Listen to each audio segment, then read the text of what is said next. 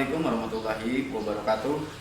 Perkenalkan, nama saya Saiful Jamil dari Kabupaten Sukabumi, Provinsi Jawa Barat. Pada video kali ini saya akan membagikan praktek aksi nyata diseminasi budaya positif di lingkungan instansi SDN 1 Palabuhan Ratu. Salam Guru Penggerak. Mari bergerak bersama guru penggerak, menebar manfaat bagi pendidikan merdeka.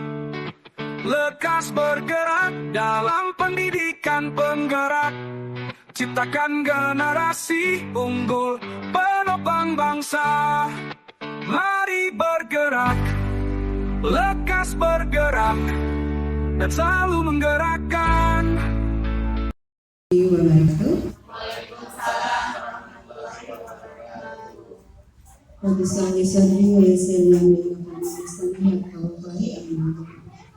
terhormat Kepala Sekolah SDN 1 Palabuhan Ratu, yang kami hormati Bapak Ibu Guru SDN 1 Palabuhan Ratu.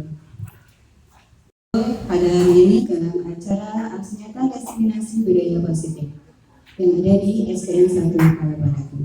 Adapun susunan acara, yang pertama pembukaan, kedua doa pembuka, yang ketiga sambutan kepala sekolah, yang keempat imbasan budaya positif calon guru penggerak angkatan 11, yang kelima tanya jawab dan yang keenam refleksi, yang terakhir doa setelah tutup. Baik, untuk mempersingkat waktu, kita akan buka acara ini dengan membaca basmalah bersama-sama. Selanjutnya yaitu pembacaan doa yang dibacakan oleh Bapak Ijang Siswi. Kami persilakan.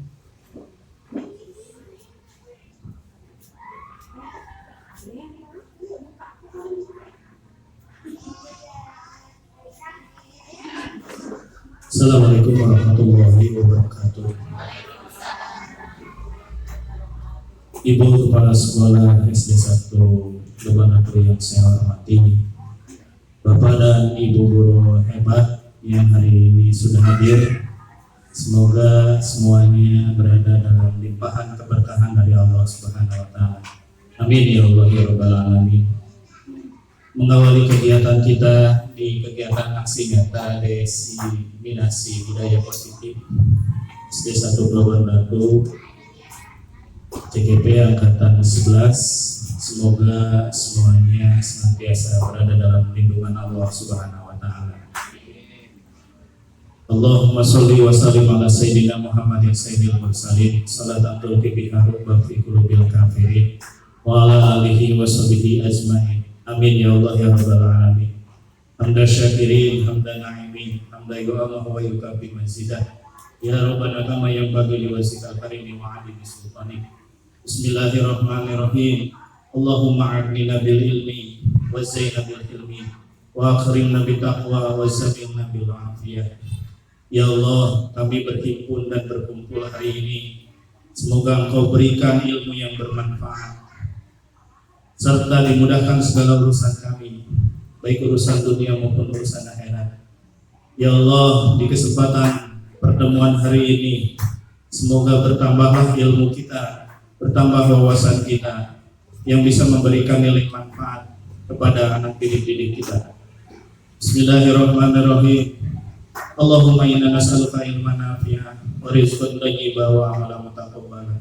Ya Allah, jadikanlah kami termasuk golongan orang-orang yang diberikan ilmu dan wawasan yang bisa memberikan manfaat dan juga rezeki yang baik serta amal yang diterima.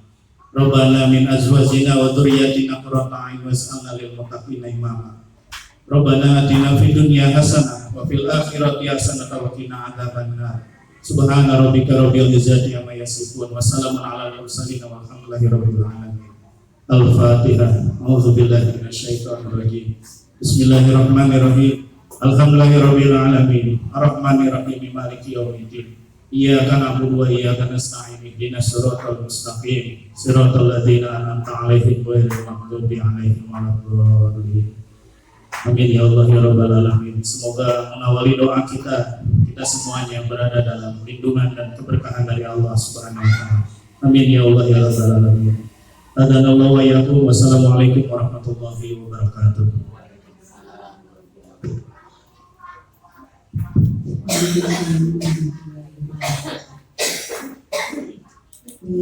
Untuk acara selanjutnya yaitu sambutan kepala sekolah yang akan diwakilkan oleh Ibu Ipa Patria.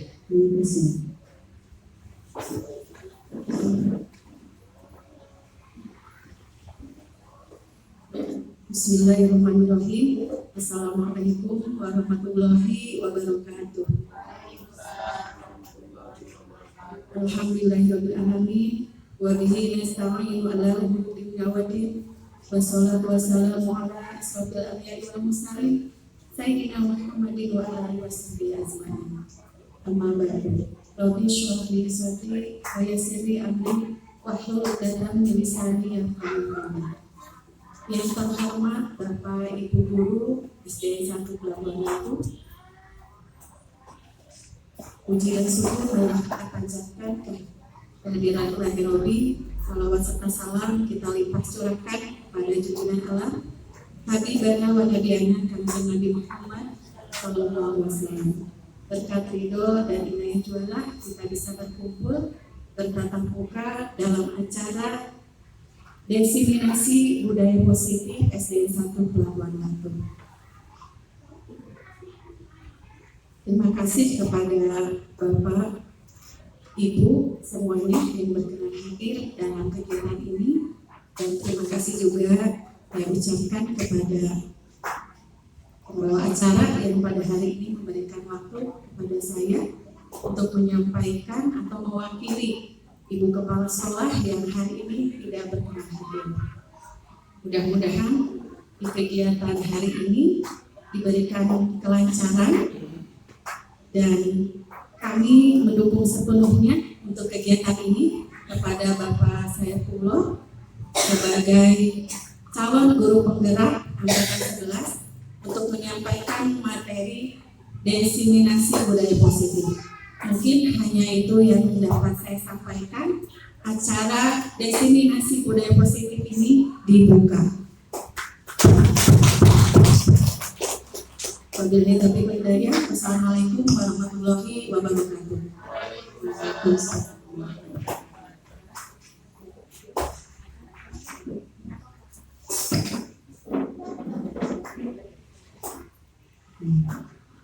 Baik, untuk acara selanjutnya yaitu ke pemateri tentang ibasan budaya positif calon guru penggerak angkatan 11 yang akan dibawakan oleh Bapak Saiful Saiful. Kami persilakan.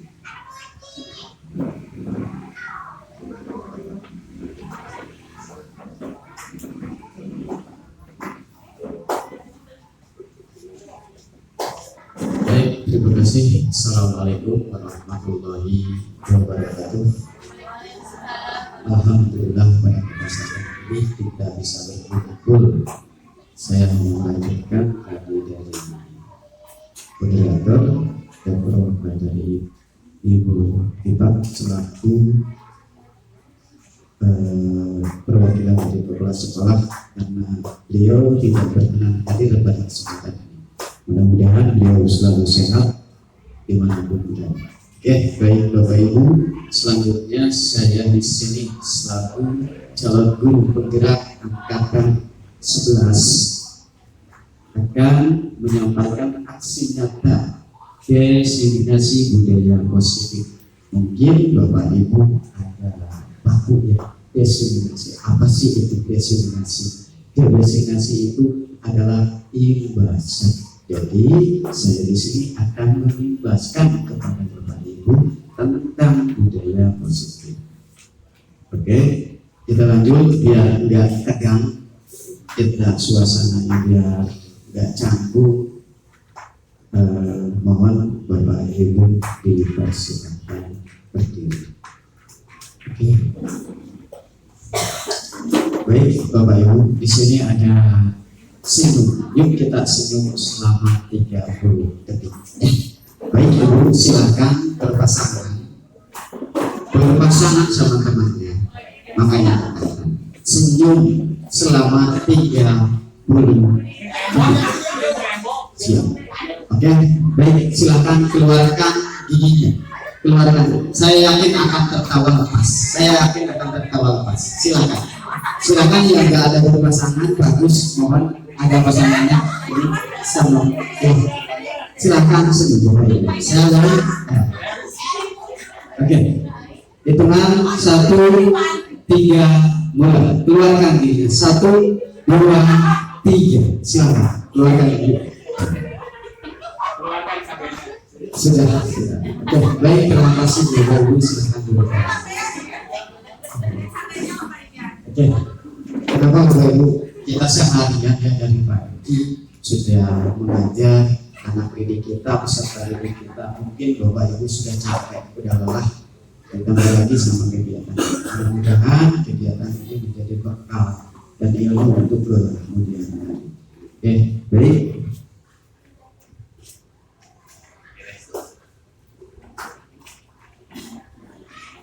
Sebelum kita mengawali ya Ibu, Bapak, di sini ada pertanyaan pemantik dulu yang saya sudah siapkan.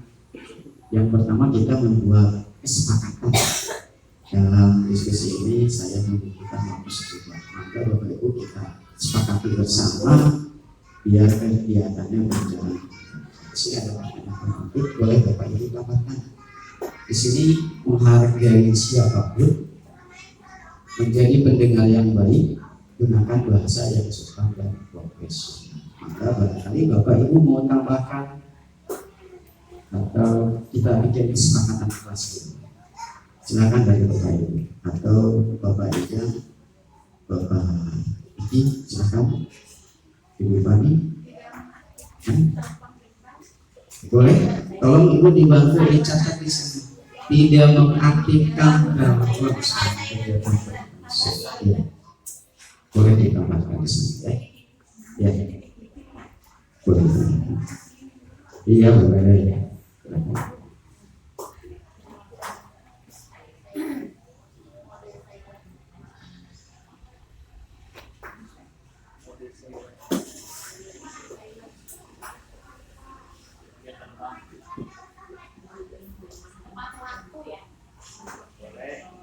Boleh, ada tambahan tadi, tepat waktu.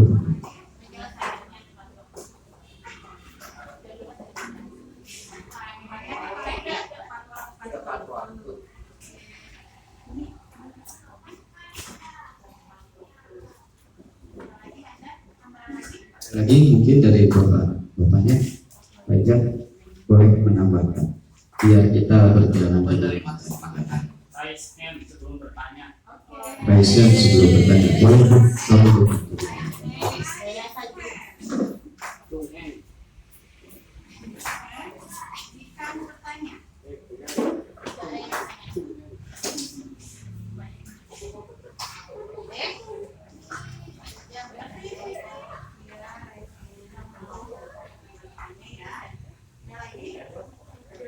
Ada lagi mungkin yang harus disepakati, mungkin Bapak apa?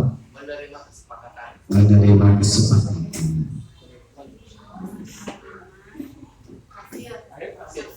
Hasil kesepakatan.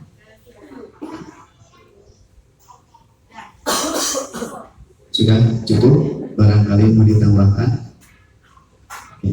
Baik, saya persilahkan untuk membacakan update dari Bapak Ibu ya, kesepakatan yang sudah kita buat untuk kegiatan hari ini. Maka dipersilakan, barangkali ada yang mau membacakan apa, saya tunjuk saja ya kepada Bapak Andri, silakan dipersilakan. Monggo dibacakan kesepakatan itu. Bacain saja. Kesepakatan forum destinasi ya. Destinasi. Oke. Yang ke-1 adalah menghargai siapapun. Yang kedua, menjadi pendengar yang baik. Yang ketiga, gunakan bahasa yang sopan dan profesional. Yang ketiga, mode silent handphone. Yang seterusnya tepat waktu, Raisen jika mau bertanya. Yang seterusnya menerima hasil kesepakatan. Oke, terima kasih. Baik, terima kasih Pak Andre. Ya, kita lanjutkan karena kesepakatan kita sudah terbentuk disepakati oleh kita semua agar berjalan dalam kegiatan ini lancar. Oke. Nah, di sini ada disiplin, ada 6 disiplin positif. Ya, di sini ada yang pertama disiplin positif motivasi, yang kedua perilaku manusia, yang ketiga keyakinan kelas, keempat kebutuhan dasar manusia, yang kelima posisi kontrol restitusi, yang keenam segitiga. Maka hari ini materinya ada 6 yang akan kami bahas. Jadi berkaitan dalam materi tersebut, kita seorang guru yang baik harus memiliki kemampuan dalam mewujudkan budaya positif di sekolah kita mungkin ya. Yang jelas kita fokus ke peserta didik.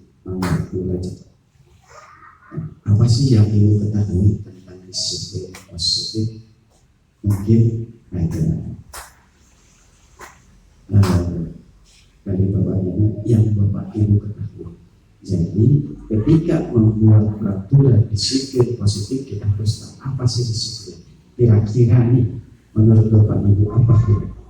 Bapak Ibu ketahui tentang disiplin positif, boleh Bapak Ibu silahkan. Ada Ibu Pani mungkin disiplin positif yang menurut Ibu disiplin positif itu apa? Oke. Nah, nggak apa-apa.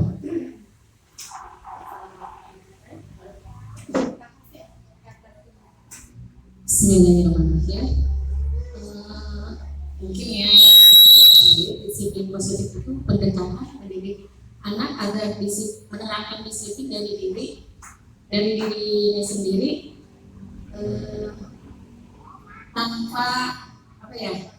tanpa hukuman atau paksaan, seperti itu mungkin.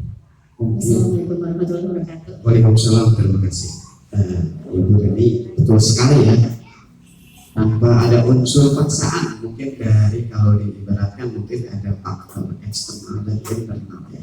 Kalau eksternal itu kan dari luar, sedangkan internal itu dari dalam. Nah, kita sebagai guru bagaimana menumbuhkan disiplin positif kepada peserta didik kita yang timbul dalam hati. Jadi tidak ada paksaan atau teguran atau ancaman dari guru, melainkan harus dalam diri peserta didik. Mungkin begitu. Lanjut Bu. Disiplin positif bukan suatu pendapat disiplin kepada anak yang bertanggung jawab. Mohon Ibu coba di ya kelihatan sudah. Mengajarkan bertanggung jawab atau menumbuhkan kesadaran diri berdasarkan nilai-nilai kebijakan. Jadi yang saya tadi jelaskan, kita sebagai guru harus bijak kepada anak. Jadi menerapkan disiplin itu jangan karena anak takut pada kita. Kalau begitu berarti kita sebagai guru tidak istilahnya tidak berkenaan sama yang menurut Ki Hajar Dewantara. Karena kita sebagai guru harus fokus kepada peserta didik, beri keleluasaan karena kita sudah merdeka. Baik Ibu, lanjut. Di sini disiplin positif lebih ke arah diri yang tadi saya jelaskan, lebih ke internal, gitu ya. Jadi Ibu Bapak guru membuat kesepakatan kelas nanti harus jangan dibuatkan langsung oleh kita. Biasanya seperti itu, kita langsung tempel atau di plano, mungkin di kertas portofolio dibuat. Mungkin alangkah baiknya Bapak Ibu bikin kesepakatan sama murid, ngobrol sama-sama, agar murid istilahnya ketika melakukan pelanggaran sadar bahwa kita sudah melakukan kesepakatan. Jadi jangan seolah-olah kita membuat ketika melanggar murid seenaknya kita menghukum. Tidak seperti itu. Bapak Ibu. Baik Ibu, lanjut.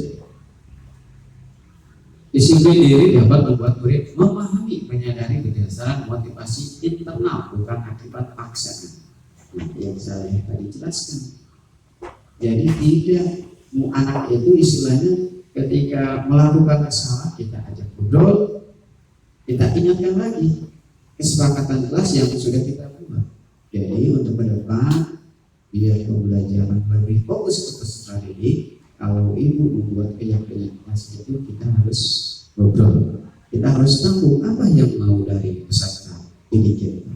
Kemudian kita buatkan dengan kalimat positif atau kalimat harapan, sehingga bahasanya tidak rancu. Baik Bapak Ibu lagi. Nah, kedisiplinan itu kita kaitkan karena kita menggunakan kurikulum merdeka, kita kaitkan ke 6 profil belajar Pancasila. Nah, ketika itu membuat disiplin positif tersebut masuk tidak ke sini. Yang pertama beriman, bertakwa kepada Tuhan yang Maha Esa. Yang kedua mandiri, berkebinekaan global, bergotong royong, kreatif, berteman. Jadi Bapak Ibu membuat kesepakatan kelas itu tidak sembarangan. Ibu harus kaitkan. Yang pertama keinginan dari murid yang harus disepakati oleh kita bersama. Yang kedua kaitkan sesudah membuat, sudah terbentuk, sudah sepakati apakah masukkan 6 profil Pancasila ini. Jadi jangan bertabrakan. Kita membuat seperti ini. Jadi istilahnya katanya tidak menggelir. Jadi tidak sesuai dengan kurikulum. Baik, Ibu, lanjut. Motivasi perilaku manusia. Nah, saya mau tanya lagi kepada Bapak Ibu. Yang Bapak Ibu ketahui tentang motivasi itu apa? Mungkin ada barangkali biar suasananya ya, dari siapa? Mungkin dari bapaknya siapa? Boleh Ibu Bina Persilta. Yang menurut Anda motivasi itu apa sih? Motivasi. Iya. Motivasi. Bismillahirrahmanirrahim. Yang saya ketahui motivasi itu adalah intinya kita jangan pernah menyerah. Kita jangan menyerah. Berarti kita segala sesuatu juga ada prosesnya. Berarti lebih ke dorongan, dukungan, super. Ya. Ada tambahan Ada dari Bapak tambahan Rizky? Diwakili Bagus, siapa? Boleh, Bapak Rizky.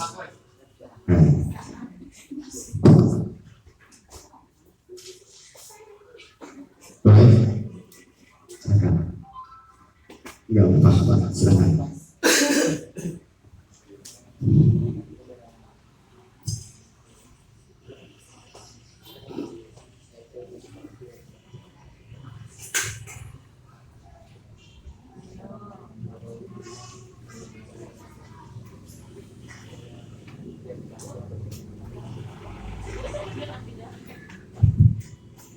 Mungkin motivasi adalah mendorong anak untuk lebih baik.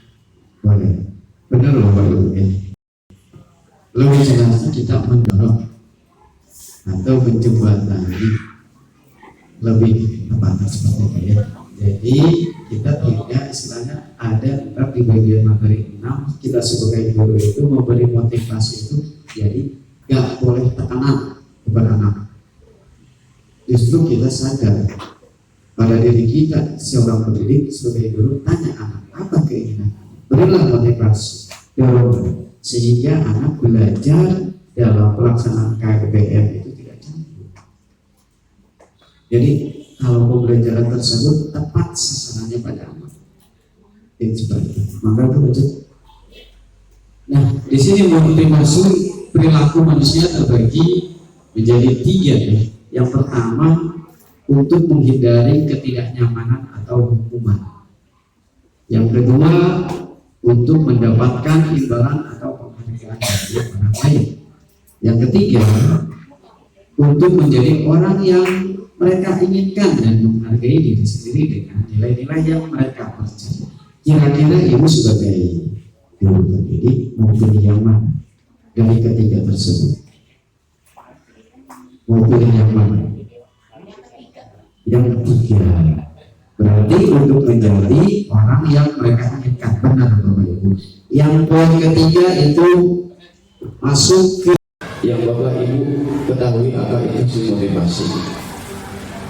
Mungkin Bapak Ibu boleh Ibu silakan.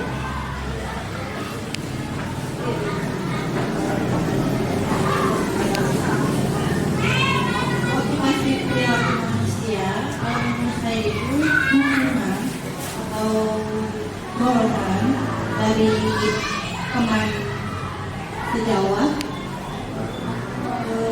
untuk mengkoreksi kelakuan kita. Baik, kepada Ibu Lydia, betul itu ya, motivasi itu dorongan atau dukungan atau arahan ke hal-hal yang positif sehingga perlakuan manusia itu menimbulkan dan melakukan dampak positif untuk dirinya sendiri. Ada motivasi Boleh, boleh Bu. Ada motivasi intrinsik berarti dari dalam diri. Kemudian ada motivasi yang dari luar diri, intrinsik dan ekstrinsik. Dari motivasi intrinsik berarti ada dalam diri kita. Kalau X berarti dari luar, boleh dari teman, sejawat, dari dari teman sejawat atau dari yang lainnya. Terima kasih Ibu Kepala Sekolah. Beliau sangat mumpuni ya, sangat mahir. Mudah-mudahan kita semua dapat mengikuti jejak beliau. Memang benar apa yang katakan beliau. Mungkin ada faktor eksternal dan internal. Kalau internal itu berasal dari dalam diri kita, keinginan, bukan atau suruhan. Kalau eksternal mungkin itu dari luar, itu yang berbeda dengan motivasi. Lanjut. Nah, ketika kita membuat keyakinan kelas ini harus mengacu ke 6 profil pelajar Pancasila. Kita harus sesuaikan sama kurikulum. Apa sih yang diinginkan oleh murid? Apa sih yang tujuan kita sebagai guru kepada murid? Harus mengacu ke 6 profil pelajar Pancasila. Yang diantaranya beriman, bertakwa kepada Tuhan Yang Maha Esa dan berakhlak mulia.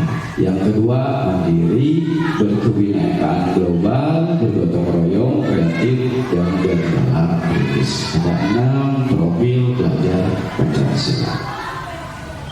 Disiplin positif. Disiplin dari diri dapat membuat murid memahami dan menyadari berdasarkan motivasi internal, bukan akibat paksaan, tujuan atau hukum. Nah, mungkin yang seperti tadi Ibu katakan, ada dalam diri kita, ada juga di luar, yang mana tujuannya itu adalah eksternal, itu dari luar, kalau internal itu dari dalam. Ya, jadi bukan istilahnya anak mengikuti atau mengikuti pembelajaran, melaksanakan tugas itu bukan takut karena arah-arahan, ditakut-takuti atau misalkan karena hukuman. Jadi anak itu melakukan sesuatu berdasarkan diri sendiri, berdasarkan itu membuat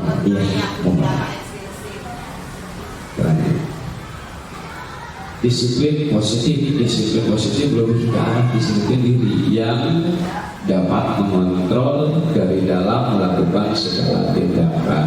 Yang maksud ini ketika anak melakukan sesuatu itu yang berkaitan harus dalam diri sendiri, bukan arahan takut ke guru dan takut ke teman, melainkan timbul dalam diri kita sendiri.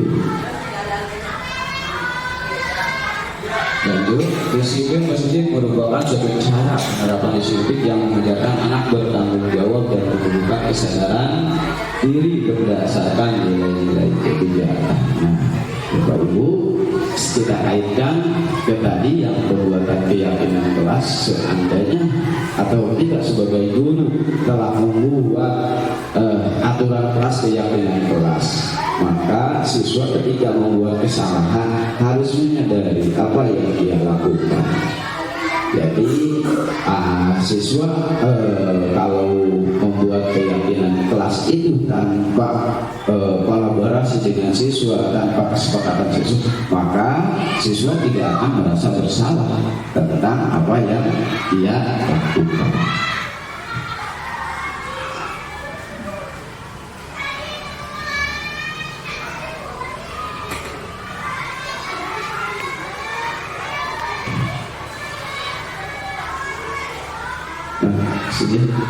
Keyakinan sekolah atau kelas, guru berperan dalam mewujudkan terwujudnya keyakinan kelas dengan adanya kesepakatan antara guru dan murid yang seperti saya katakan tadi ya. Jadi membuat keyakinan kelas itu harus berkolaborasi dengan guru. Lanjut, keyakinan sekolah atau kelas berupa pertanyaan-pertanyaan universal yang mudah diingat dan dipahami dan harus diterapkan di lingkungan sekolah. Nah, maksud dari keyakinan di sini, pernyataan universal itu keinginan dari siswa. Contoh misalnya kita dari silakan saya, ucapan saya jangan diikutin, oke? Fokus. Pegang mulut, pegang rambut.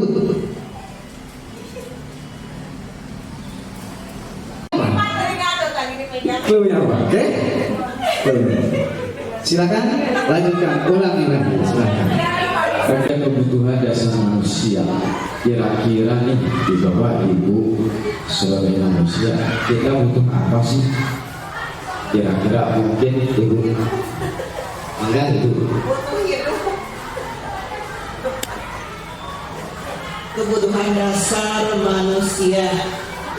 Kebutuhan dasar manusia, tentunya kita sebagai manusia untuk memenuhi kehidupan ya butuh kesehatan, pangan, papan, itu yang terutama mungkin kalau berbicara kebutuhan dasar. Tetapi yang utama pada kebutuhan dasar kita adalah kebutuhan apa? Hidup untuk hidup ya.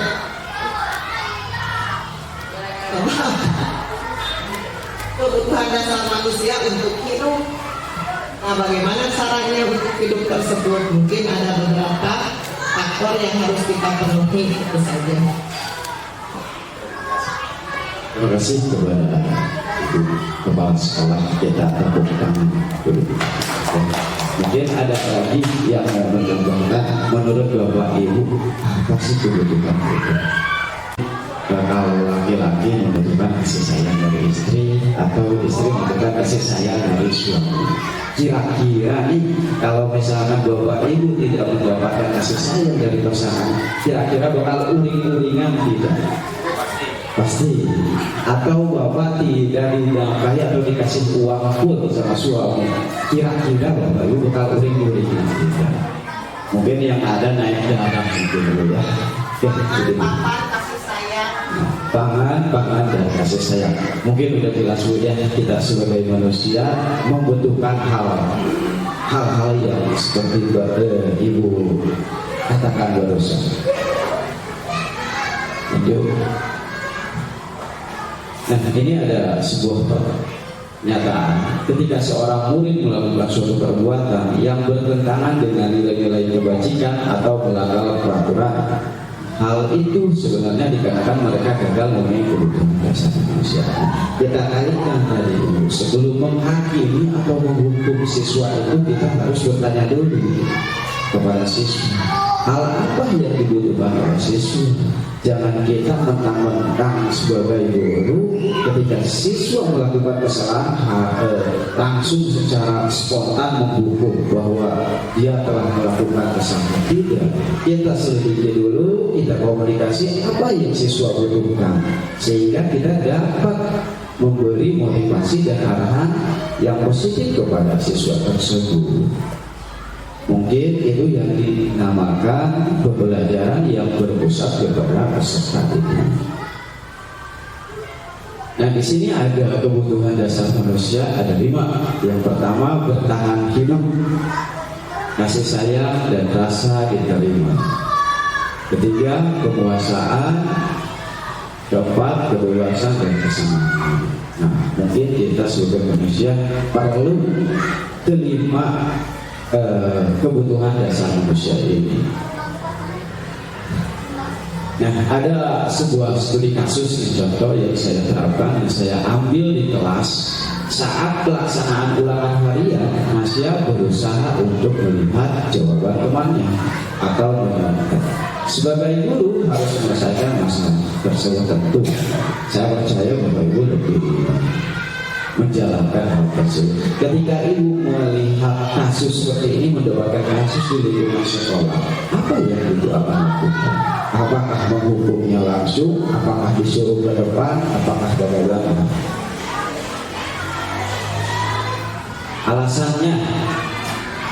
Alasan Nasya menyontek itu yang pertama, mungkin tidak mempersiapkan diri dengan baik untuk ulangan harian tersebut, sehingga merasa tidak percaya diri untuk menjawab soal-soal dengan benar.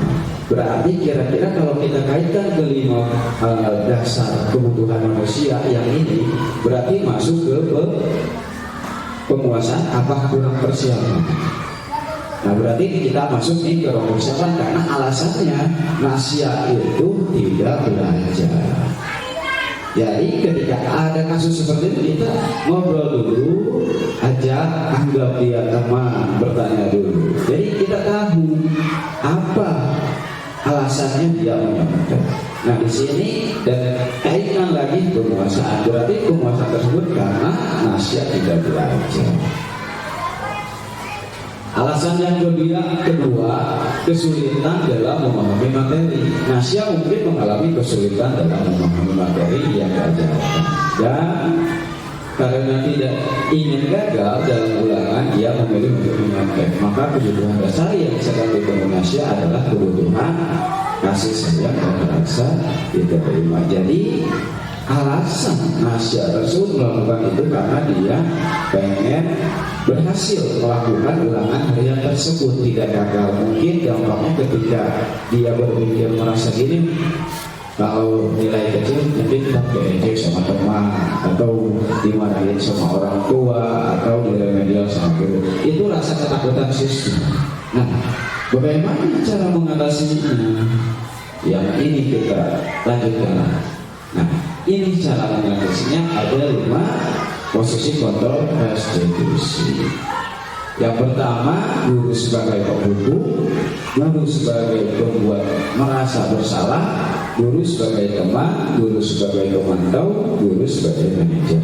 Nah, ini yang harus Bapak Ibu miliki sebagai guru, agar ketika anak melakukan kesalahan atau rasa bersalahnya itu, Bapak Ibu bisa menggunakan ini. Kelima, posisi kontrol restitusi. Nah, Ibu mau pilih yang mana kalau tidak mendapatkan kasus yang seperti tadi?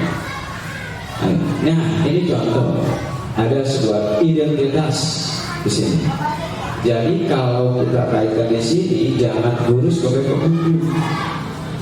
Tadi yang seperti saya katakan, tanpa menanyakan sebab dan alasannya, guru itu langsung menghukum tanpa tahu alasan siswa melakukan itu tersebut kenapa. Nah, membuat merasa bersalah, ada siswa udah bersalah atau kita sebagai guru mungkin kita tidak sadar diri, mentang-mentang kita guru, tanpa istilahnya berkomunikasi langsung hukum siswa tanpa melihat diri kita. Ya. Guru sebagai teman mungkin udah sekarang beda dengan zaman dulu. Guru sebagai teman itu kalau ketemu juga sama guru sekarang, halo Pak, dulu itu kan beda. Guru itu ketemu guru itu takut. Guru sebagai pemantau berarti memantau lebih ke pembelajaran siswa dari mulai sikap, karakter, kegiatan sehari-hari di kelas. Nah, guru sebagai pengajar, kira-kira nih kelima tersebut Ibu mau pilih yang mana? Kira-kira Ibu mau pilih yang mana?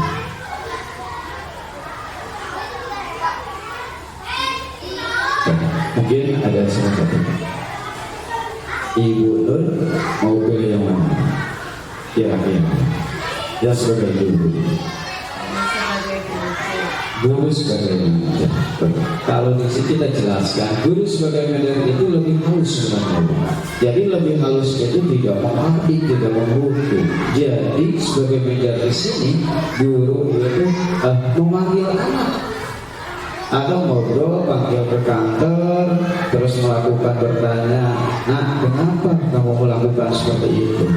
Caranya lebih halus, beda kayak teman, lebih halus kalau manajer. Nah di sini posisi kontrol institusi di antara kelima posisi kontrol tersebut sebaiknya guru menggunakan posisi kontrol manager. Kenapa? Kenapa? Caranya ya lebih halus. Jadi tidak semata-mata menghukum siswa. Tanya alasan dan sebabnya. Dan kenapa melakukan hal tersebut? Posisi kontrol institusi sebagai manajer, guru dapat berbuat sesuatu bersama murid, mempersilahkan murid bertanggung jawab dan membantu murid agar menentukan solusi. Nah, guru panggil anak tersebut yang istilahnya dianggap oleh kita melakukan kesalahan, melakukan hal-hal yang tadi kita ngobrol, ajak diskusi dengan mengeluarkan pertanyaan-pertanyaan yang bijak. Posisi kontrol institusi. Selain itu, posisi manajer mengacu pada institusi yang dapat menjadikan murid sebagai manajer bagi dirinya sendiri, sehingga dapat terciptanya identitas positif pada diri murid. Ketika kita sudah mengobrol, menanyakan alasan, maka murid tersebut itu kita tanya apakah positif melakukan hal itu, apa negatif, sehingga yang ada antara ketika sudah ngobrol pada murid, maka murid tersebut akan merasa bersalah, akan merasa memperbaiki dirinya sendiri. Nah, kalau Bapak Ibu tadi memilih 5 posisi kontrol sebagai guru mulai ada 3 langkah untuk mengatasi masalah-masalah, kasus-kasus di lingkungan kita dengan segitiga restitusi. Mungkin ini kata baku ya, kata baru ya. Segitiga restitusi. Nah ini tahapan dalam segitiga restitusi: menstabilkan identitas, validasi tindakan yang salah, menanyakan keyakinan. Nah, kita lanjutkan. Menstabilkan identitas. Menstabilkan identitas dilakukan berdasarkan prinsip bahwa membuat kesalahan dan bagian dari proses pembelajaran yang nantinya akan menggeser identitas gagal ke arah identitas sukses. Nah, maksudnya di sini kita ngobrol tadi sesuai yang tadi saya jelaskan, panggil, stabilkan dulu identitas dengan memberi pertanyaan-pertanyaan. Dengan memberi pertanyaan, tidak memberi hukuman. Jadi beri dia kebebasan untuk menjawab. Berikan dia memberikan alasannya kepada kita. Kenapa dia melakukan pelanggaran atau hal-hal yang negatif yang dia lakukan? Pasti saya yakin ada alasannya. Lanjut, menstabilkan identitas. Nah, berbuat salah itu hal yang harus kita ketika bertanya dengan menstabilkan identitas tadi. Kasih kalau melakukan hal seperti itu berarti itu ada hal-hal yang tidak baik, hal-hal yang tidak harus ditanamkan dalam diri kita. Bahwa kita saja manusia itu tidak sempurna. Pokoknya jangan lebih kita menghakimi yang salah. Kita istilahnya sebagai guru beri dia kebebasan. Yang kedua, Bapak Ibu tidak tarik untuk mencari tahu siapa yang benar, siapa yang salah. Bapak Ibu lebih tertarik untuk menjelaskan masalah. Nah, ketika kita, ini contoh kita sebagai guru, murid kita melakukan kesalahan atau melanggar aturan keyakinan kelas. Jadi kita jangan menganggap atau menginformasikan kepada siswa itu bahwa kamu salah, jangan. Yang Bapak Ibu harus lakukan itu memanggil siswa, harus memberi motivasi. Yang salah sudah ada biarkan. dan ingatkan sama keyakinan yang sudah disepakatinya. Apa yang tadi saya jelaskan dari awal. Masih ingat keyakinan harus contoh. Tadi kan kasus Nasja nih menyantet. Sedangkan keyakinan yang sudah saya bentuk tadi ada jujur dalam berhidup. Tanya, sesuai nggak sama keyakinan yang sudah dibuat oleh kita? Jadi intinya dia ketika kita memanggil anak tersebut, anak sadar oh yang dilakukan kita itu salah, hingga dalam dirinya tumbuhlah memperbaiki diri mulai dari hari itu ke hari selamanya atau ke hari berikutnya. Jadi bukan kita yang menghukum dia, tapi dia akan merasa bersalah. Yang ketiga, kalau kamu menyalahkan dirimu sendiri terus-menerus, apa kamu bersikap baik pada dirimu sendiri? Nah, beri motivasi. Yang namanya tadi kesalahan itu hal biasa, namanya kita manusia. Oke, lanjut. Nah, validasi tindakan yang salah. Validasi tindakan yang salah dilakukan berdasarkan prinsip bahwa setiap perilaku berupaya memenuhi suatu kebutuhan tertentu, sehingga guru atau orang tua akan bergeser dari pemikiran stimulus respon menjadi proaktif, serta akan lebih mengenali dan mengakui kebutuhan murid. Nah, kita kaitkan lagi sama 5 kebutuhan dasar manusia. Ketika kita menemukan kasus itu, kita analisis penyebab anak melakukan seperti itu. Kenapa? Kita akan tahu sumbernya dari mana, awalnya dari mana. Apakah dia merasa dari faktor lain atau dari diri kita. Nah, kita harus meneliti. Oke, lanjut. Nah, ini adalah salah satu validasi tindakan yang salah. Kamu pasti punya alasan. Mengapa? Nah, tadi itu seperti saya katakan, harus lebih menanyakan kepada siswa, ngobrol, karena kita guru sebagai manajer. Dan kaitkan keyakinan pasien tadi yang sudah kita buat.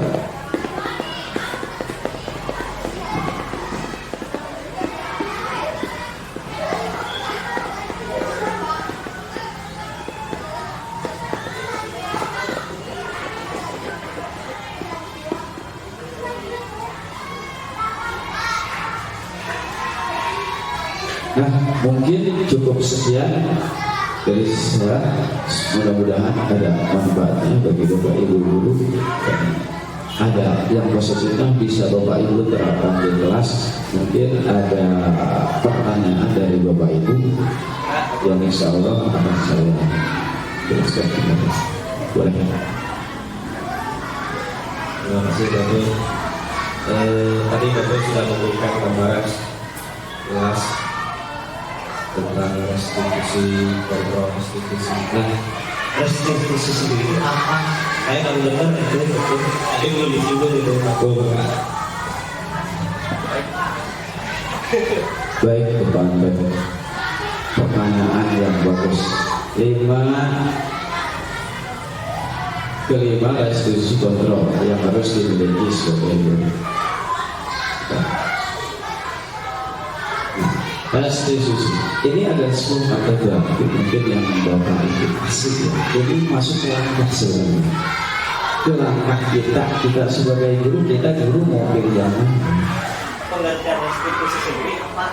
Pengertian restitusi tersebut itu ada sebuah langkah guru untuk mengajarkan murid. Jadi ketika kita mengajar murid itu fokus sasarannya pada murid. Contoh, ketika anak melakukan kesalahan, seolah-olah guru langsung menghukum bahwa perbuatan itu salah tanpa menstabilkan identitas dulu. Nah, kita bisa terapkan di kelas. Kelima tersebut ini langkah yang disebut dengan posisi kontrol restitusi. Kita sebagai guru mau bagaimana? Nah, seperti saya kan tadi saya sudah katakan dulu sebagai guru, apakah iya kita sebagai guru tanpa menstabilkan identitas anak, tanpa menggunakan yang tadi hal yang baru restitusi ketiga, apakah bisa dimensi? Restitusi kan ganti rugi, ganti rugi atau nanti restitusi teh upami diterapkeun kana pembelajaran mana tak itu paminten. Enggak boleh. Ya. Sebagai pembuat merasa bersalah, sebagai teman, dan ganti rugi atau restitusi tehnya. Jadi kurang upami pajak senang restitusi, upami didenda, memperbaiki. Nah, ini yang ini maksudnya langkah sebenarnya. Langkah kita sebagai guru, kita mau pilih yang seperti. Saya ucapkan terima kasih atas kesempatan yang diberikan, dan saya ucapkan juga selamat atas segala dari seluruh rangkaian kegiatan kita hari ini. Ya, saya cuma sekedar memberikan hipotesa atau putusan sementara atau rangkuman dari presentasi Bapak Saiful adalah bahwa kita sebagai pendidik tidak boleh selalu memberikan otoriter, justifikasi atau selalu perintah. Berikanlah keleluasaan kepada siswa sebagai motivasi kepada peserta didik yang bisa membentuk keyakinan pada dirinya masing-masing. Ya, di situ ada studi kasus yang mudah-mudahan bisa dapat menyelesaikan dari berbagai macam permasalahan yang ada di kelas. Itu saja, mungkin bukan pertanyaan, ya, bukan pertanyaan, contoh konkret berbagai macam permasalahan di kelas kita banyak menemukan, ya, banyak menemukan hal-hal yang terjadi pada siswa atau ada berbagai macam permasalahan dari siswa, ya. Untuk itu kita dapat bisa menyelesaikan permasalahan tersebut. Ya, terima kasih. Itu saja bisa disampaikan. Assalamualaikum warahmatullahi wabarakatuh. Alhamdulillah, saya sudah tadi mendengarkan rangkuman dari Bapak Iki. Berarti Bapak Iki sudah mengetahui. Mudah-mudahan ketidakpahamannya awal dan memahaminya, mudah-mudahan kita bisa aplikasikan kepada peserta didik kita, sehingga kita ada manfaatnya, tidak tutup,